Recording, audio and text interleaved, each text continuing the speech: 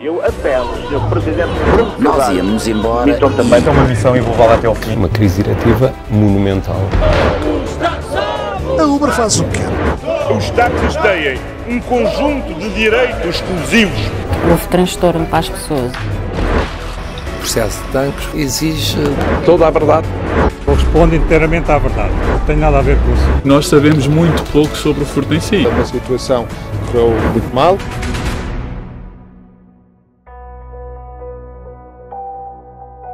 Num ano pouco dado a grandes surpresas, quis 2018 ficar na história ao declarar guerra a um dos problemas provavelmente mais difíceis de resolver: o fim do plástico. Termos um oceano que é uma sopa de plástico é um problema do mundo inteiro. É um problema real, que está aí e com tendência para se agravar. Acho que não há como negar, não é? Não podemos fingir que não há ilhas de plástico no oceano e que os peixes não estão a ser pescados com plástico no organismo. A reciclagem é uma maneira de contornar o problema, ou de ajudar a resolver, mas o principal será travar o uso e o consumo, porque o ritmo de consumo é tal que a reciclagem, nem que fosse 2 vezes mais eficaz, conseguiria dar conta de todo o plástico que é produzido anualmente. Acabar com o plástico descartável até 2030 foi uma meta imposta este ano pela Comissão Europeia. E ainda que tímidos, Portugal já deu alguns passos políticos nesse sentido. Como, por exemplo, acabar com os plásticos descartáveis na administração pública, que foi uma meta também estabelecida este ano, e encorajar mais a reciclagem, reforçar a rede de pontos de recolha e também dizer ao setor empresarial que a reciclagem também é uma oportunidade de negócio, tem potencial para criar centenas de milhares de postos de trabalho nos próximos anos e gerar milhões de euros de lucro também. Mas os prejuízos ainda estão muito longe de contabilizar. Sabe-se para já que são aos milhões as toneladas de plástico que chegam todos os anos aos oceanos. Para ter algum resultado real, eu imagino que terão que ser mais ambiciosos e que se intensificar cada vez mais, até se atingir um ponto de equilíbrio, porque não vamos acabar com o plástico, isso é impossível. Mudar comportamentos de décadas não vai ser tarefa fácil, mas mais difícil ainda será curar as feridas de um ambiente que não esquece nem perdoa.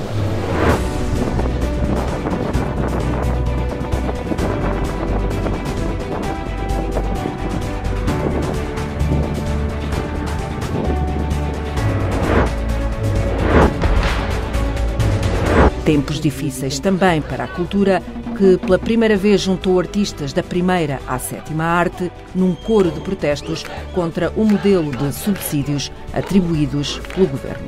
Um processo normalmente atribulado este ano foi ainda mais, porque foi muito visível que determinadas companhias históricas com décadas de trabalho, não só a nível teatral, mas a nível de coesão territorial, foram excluídas dos concursos. Gerou uma profunda indignação junto da comunidade artística, que este ano uniu-se para reclamar um modelo de apoio diferente. E aos solavancos, o Governo anunciou mais investimento e terminou o processo de apoio às artes com um valor bastante superior àquele que tinha sido inicialmente anunciado. Criativos tentaram também ser os taxistas contra a entrada em vigor daquela que ficou conhecida como a Lei Uber. Assistimos a uma coisa inédita em Portugal. Os taxistas fizeram uma greve de 8 dias. Tiveram 8 dias parados nas cidades de Lisboa, Porto e Faro. A chamar a atenção que as plataformas também tinham que ter contingentes, têm que ter um número restrito entre táxis e plataformas para ser equitativo. Nas outras 2 grandes manifestações houve sempre problemas e nesta foi um bocado, eles queriam se retratar da sociedade, da opinião que a sociedade tem dos taxistas. Mas sobretudo houve transtorno para as pessoas e tem que haver transtorno para as pessoas sentir e para haver mudanças. Por mudanças gritou um país inteiro numa escalada de greves, protestos e manifestações, uma espécie de sufraguidão de quem vai com sede ao pote. Foram muitos anos de sede, de repente toda a gente quer tudo e já. Ora, eu compreendo a ansiedade dos diferentes profissionais, mas aquilo que me compete fazer é continuarmos a ter uma trajetória de crescimento económico e manutenção de contas certas. Apesar da melhoria da economia e da saída de Portugal do lixo, a contestação aumentou em 2018. As pessoas, os sindicatos, os trabalhadores, os pensionistas acham que é a altura de uma espécie de um ajuste de contas pelos cortes que foram feitos no passado. Já o futuro, esse promete. Pela primeira vez desde julho de 2011, Portugal deixou de estar no lixo pelas 4 principais agências internacionais de rating. Isso significa que a dívida pública portuguesa passou a ter mais qualidade para os investidores, o que poderá alargar a base de investidores em Portugal. Portanto, é uma boa notícia.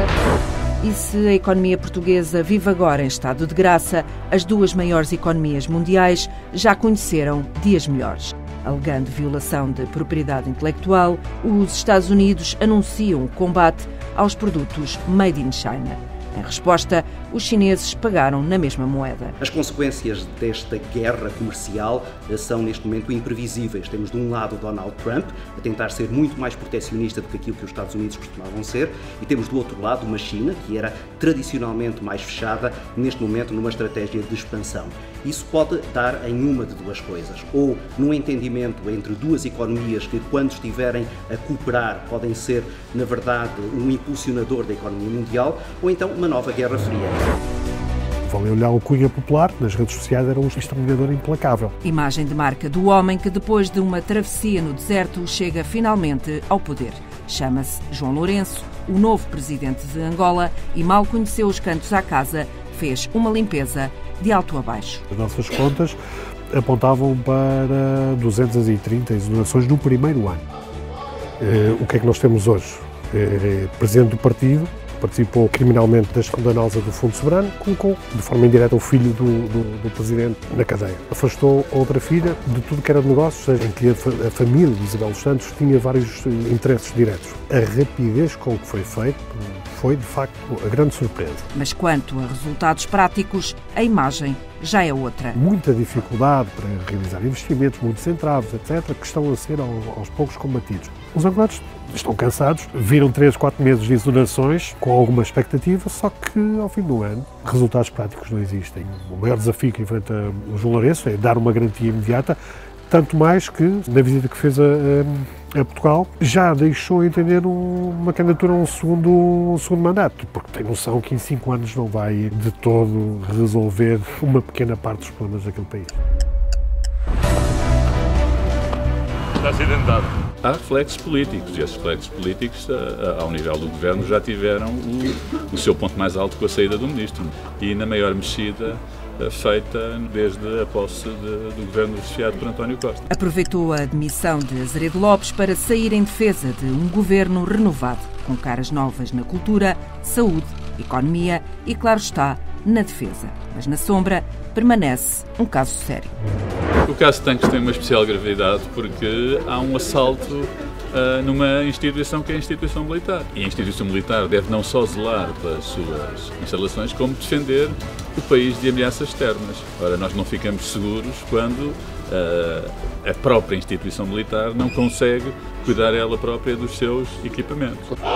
No tempo já se perdeu o caso que mais dores de cabeça tem dado ao Governo. Remonta a 2017, mas, em boa verdade... Diria que a precisão ainda vai no adro. Este assunto carece de ser explicado logo na origem, não é? Nós sabemos bastante já sobre o processo de recuperação das armas. O caso continua em segredo de justiça e na esfera judicial, mas continuamos sem saber se houve de facto um furto, qual foi de facto o material militar que foi furtado e quem foram os responsáveis e porquê. Porque nós sabemos muito pouco sobre o furto em si e esse é tudo o que falta esclarecer, não é? Por esclarecer estão muitos outros assuntos num ano particularmente fértil em casos de justiça, como por exemplo o Etoupeira. Mas... Qual foi para ti o maior acontecimento do ano em Portugal? O assunto que eu mais ouvi falar nas notícias foi sobre o Sporting. Foi, de facto, um caso que teve um impacto que ultrapassou as nossas fronteiras. O ataque à Academia de Alcochete por um grupo de alegados adeptos foi o pontapé de saída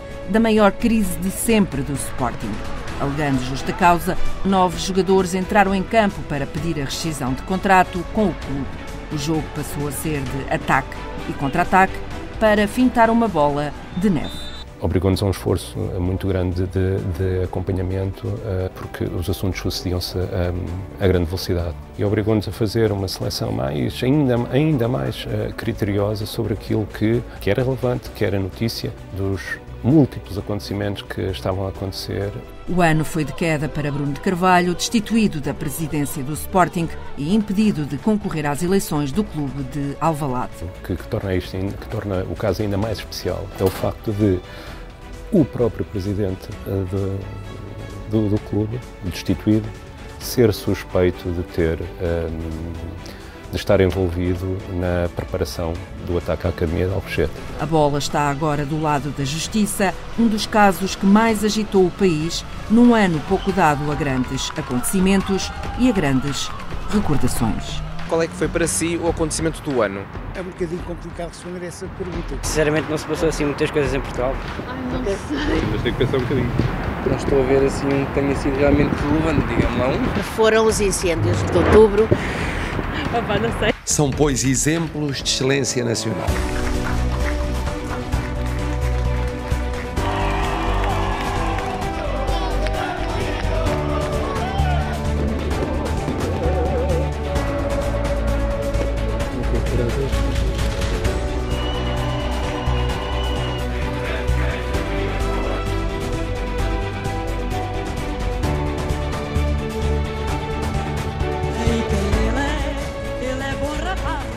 O direito de acesso a cuidar de saúde. E isso é muito importante. Esse regresso à origem. Todas as pessoas gostam de ser gostadas